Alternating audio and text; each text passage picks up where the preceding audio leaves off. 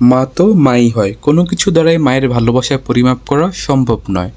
হয়তো অনেক সময় মায়ের উপর রাগ করি, একটু জোরে কথা বলি কিংবা অভিমান করি, কিন্তু মা কোনো কিছুই মনে রাখে না।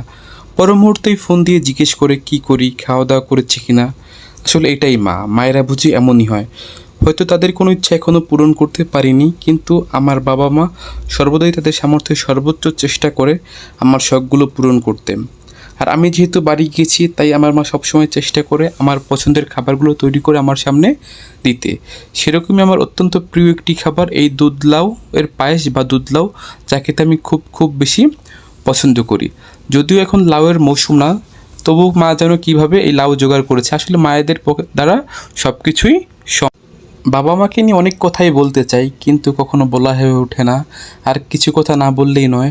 তোমরা সবসময় আমার পাশে থাইকো, সাহস জুগিও, আর আমার জন্য দোয়া করো যেন তোমাদের সামর্থ্যর মধ্যে তোমাদের শখগুলি আমি পূরণ করতে পারি। আর একটা কথা না বললেই নয়, তোমাদের অনেক অনেক বেশি ভালোবাসি বাবা মা।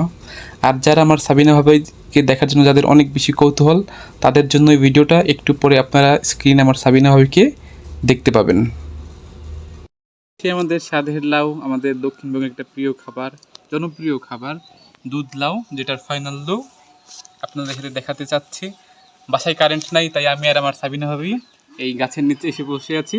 আর আমি আসলে আমার ভাবির যতই কাজ থাকুক না কেন, ভাবি সবসময় আমার পাশেই থাকে। এই যে আমার ভাবি বসে আছে, আশেপাশেই তার সবসময় ঘোরাঘুরি করে আমার পাশে। কি কারণ তা আমি বুঝি না, আর বুঝতেও চাই না। ঘুরুক, সমস্যা নাই। তো চলুন একটু খেয়ে দেখানো যাক এই সেই দুধ লাউটা।